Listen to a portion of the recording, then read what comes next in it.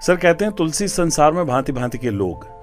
भांति भांति के कैंसर होते हैं और कैंसर की बहुत सी शाखाएं हैं, तो वो कौन कौन सी भांतियां और शाखाएं हैं वो बताइए।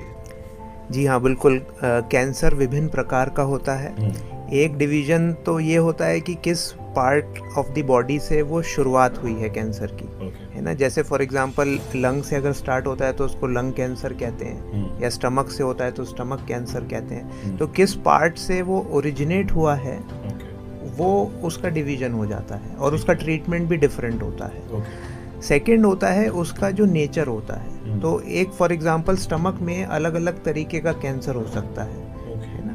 तो या जैसे फॉर एग्जांपल ब्लड कैंसर हो गया, ओरल कैविटी मुंह के अंदर किसी को कैंसर डेवलप हो गया, उसमें भी अलग अलग किस्म के कैंसर होते हैं, सब टाइप्स होते हैं, और उनका ट्रीटमेंट भी डिफरेंट होता है।